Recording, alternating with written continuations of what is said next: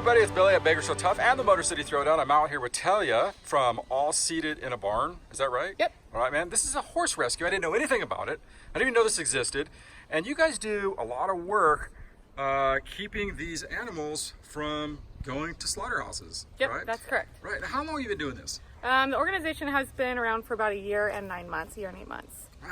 Yeah. What made you want to get started in this? It was a group of us who wanted to just make a difference and rescue some of these horses. We love horses, we love animals, and so we just kind of put our heads together, came up with a name, filed all the proper paperwork, and just started one horse at a time, bringing it in and doing the best that we could to get them better and find them homes. Yeah. You know, the thing about horses is horses aren't cheap.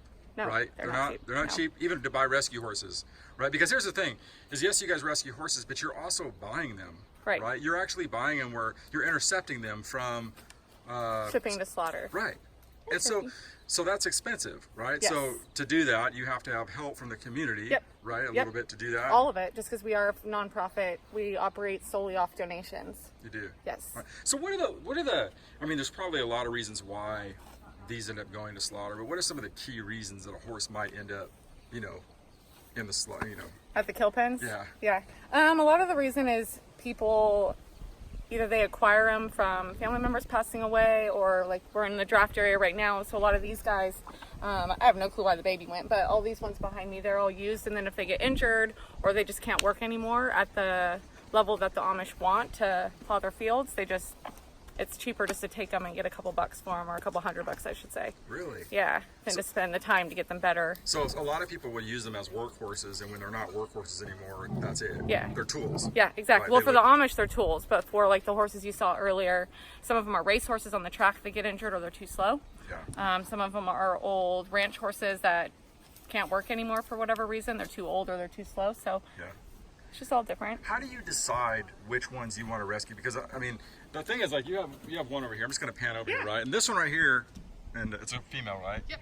And she was malnutritioned, right? Yep, she was an Amish horse, and she was completely neglected. They worked her so hard that there was nothing left of her hooves. So that's why you saw her laying down earlier. We have to keep these special boosts on her, so she's on a special diet until she can get better and her hooves can grow back out to support her weight. She's a big girl. But yeah. Right, some people would say that that's a lot harder to rescue than like one that you can just turn around real fast, right? It is. So like, what? I guess that is that how do you choose that? Like, what made you look at that horse and say, I got to do this horse? These ones pull at my heartstrings. Okay. They work for people for their whole lives. From the time they're Murphy's age till this, they're working to feed them. Yeah. And then just because they can't do that anymore when they get to their age, they just chuck them aside. Like, that's all they're good for. Just make us our dinner and then you're just done. Die. Yeah. I just don't think it's fair. Right. So they pull at my heartstrings a ton. Right. You say you do have some people here that help you, right? There are Yes. you have people here, and I was shocked. Perfect. The people that help you out, a lot of them are from what industries, or like where do you find a lot of your resources from? They find us. The volunteers, they send us an email or a message or a text message or a phone call, and they just want to come out, whether they love animals, they're going through someone died in their family. They just want to come out and be around the animals, and so we are happy to take extra help. Poop never stops. Right. And so every volunteer we have has reached out to us, and now we have about 125 volunteers, 30 really active volunteers that come out regularly and help us out here. Can we show them this one horse over here behind you? Over here, because this one back here, because this one is so big. Yeah. What kind of horse Julia. is this? She's a Belgian draft horse. So Okay. she, like Caitlin, like Manny, like the skinny Kelsey, they were all Amish horses. So they were used to plow the fields, to make the food so the people could eat and the cows could eat. Wow. And this is a baby one.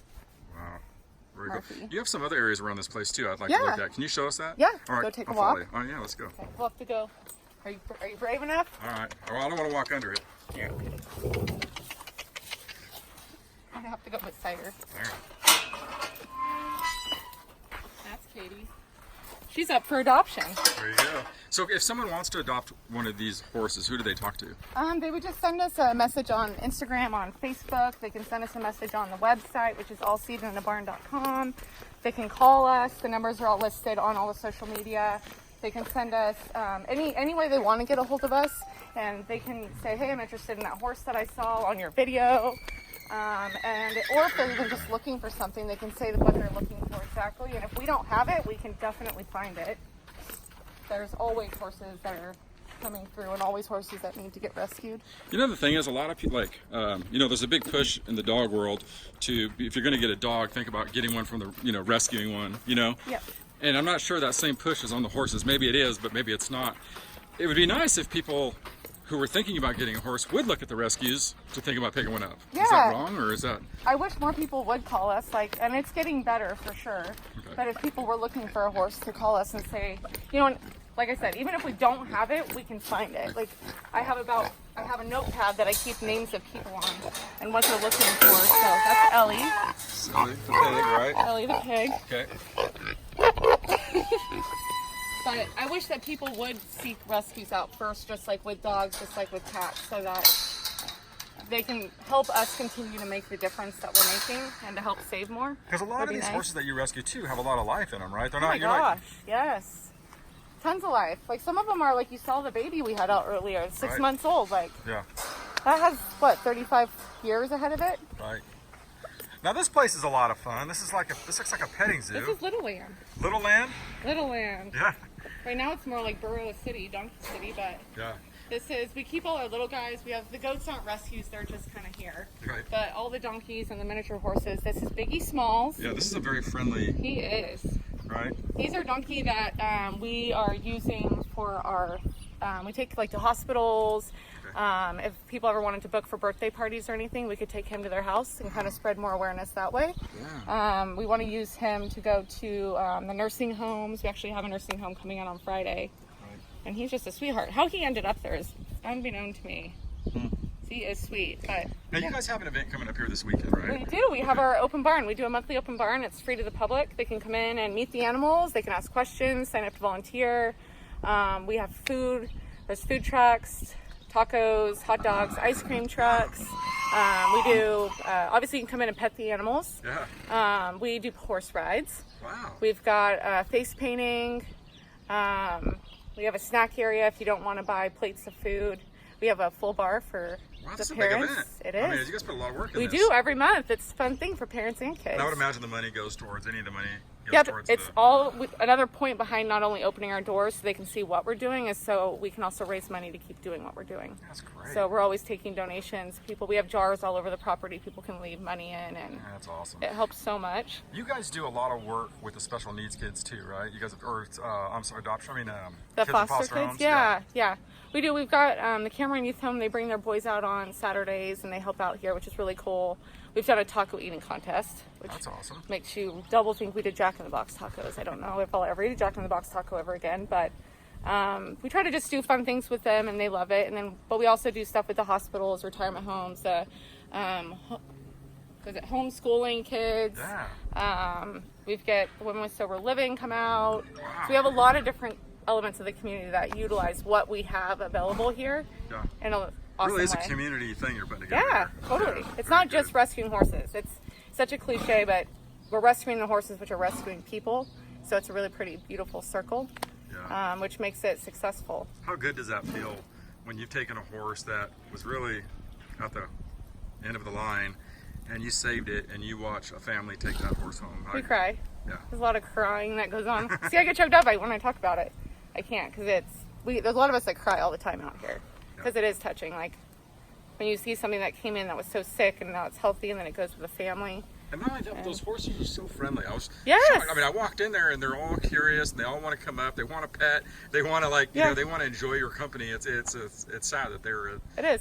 That when you close think to about it, there's nothing wrong with them. They just couldn't work anymore, but they can still be an awesome trail horse. They can still be an awesome family horse. Yeah. And so we try to give them that second chance.